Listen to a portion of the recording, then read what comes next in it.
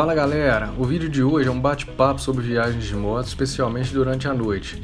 Em uma viagem que fiz esses dias, precisei pilotar à noite e como a viagem normalmente é mais desconfortável, resolvi trazer esse assunto aqui com alguns pontos interessantes de discussão e que podem ser úteis a quem precisar fazer alguma viagem de moto durante a noite. Bem, por um motivo ou outro, às vezes é inevitável ter que viajar à noite, mas tem aqueles que curtem mesmo as viagens noturnas, como é o caso de muitos colegas.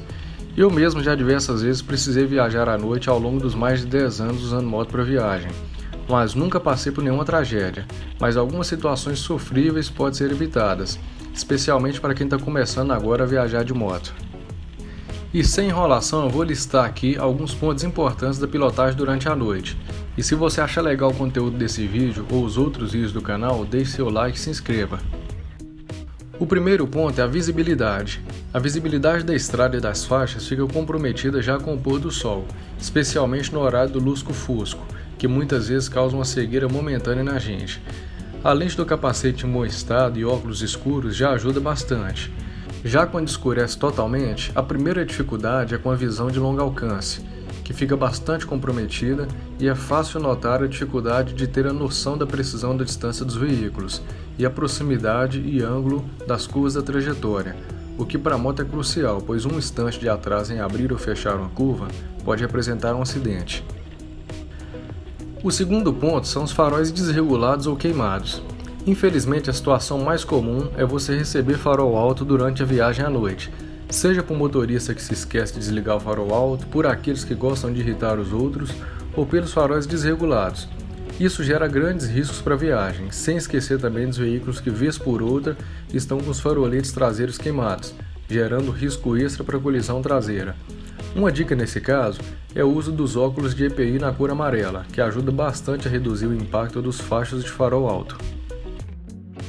O terceiro ponto são os buracos e irregularidades. Com o escurecer, a impressão é que os buracos se multiplicam e você encontra eles mesmo em algumas rodovias pedagiadas. Então, mesmo com bons faróis, que no caso da minha moto, conta com farol duplo com lâmpadas da mesma potência de um carro, enxergar buracos, pequenas lombadas fica muito mais difícil. Você acaba correndo risco de acidente e mesmo de ter uma roda amassada ou partida. Além disso, a viagem fica mais chata, especialmente se você estiver carregando garupa na moto, que ficará irritada pensando que você está distraído. O quarto ponto importante são os animais. Durante a noite, alguns animais buscam o calor retido na pavimentação asfáltica ou simplesmente atravessam a pista. O risco de atropelamento é absurdo e estando de moto, apenas o susto já pode gerar uma queda. Aves à noite também são um risco. Em viagens, já consegui desviar de cachorros, gado e aves já passaram de raspão pelo capacete. O quinto ponto são os insetos.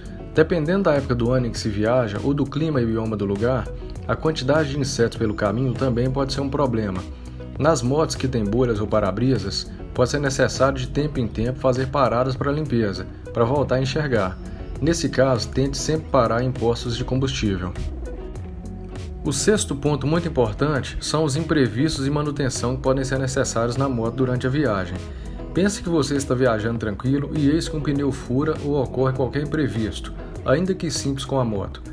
Sendo de dia, é muito mais fácil procurar uma borracharia ou se virar sozinho.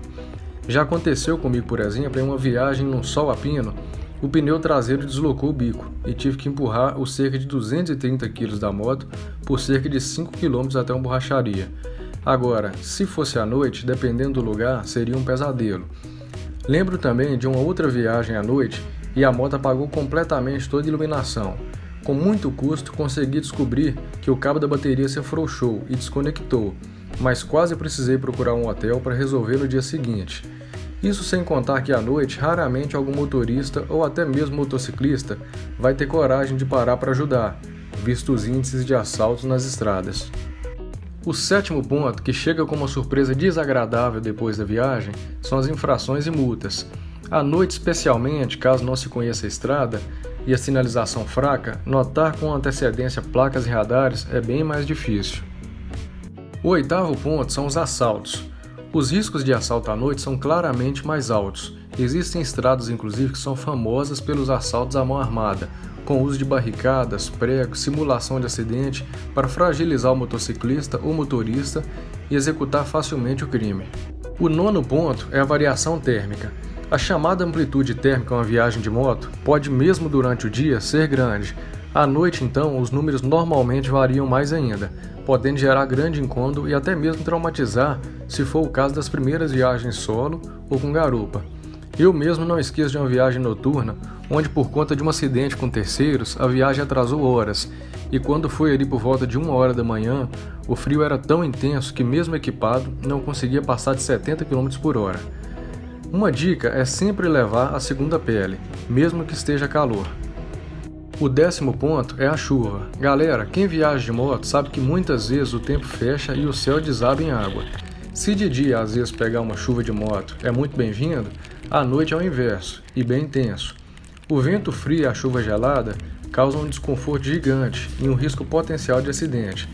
Nesse caso, dependendo da temperatura e da intensidade da chuva, até chegar no destino é uma tortura total. O ponto de número 11, a fadiga e o sono, são situações de alerta. A viagem de moto à noite, ou mesmo de carro, normalmente gera mais cansaço mental e físico que a mesma viagem executada durante o dia.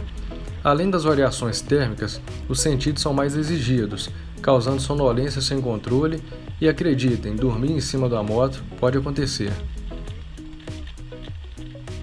E por fim, o ponto número 12, a paisagem. Galera, é impossível deixar de lembrar que à noite, em grande parte das vezes, você não percebe o quão bonita e interessante é a paisagem em sua trajetória. E para nós que curtimos parar para registrar algo na estrada, a viagem acaba passando em branco nesse sentido. Esses são os principais pontos que eu observo ao longo das viagens de moto à noite. Se você já passou por alguma dessas situações ou quer compartilhar outras situações, deixe aí nos comentários. Um abraço!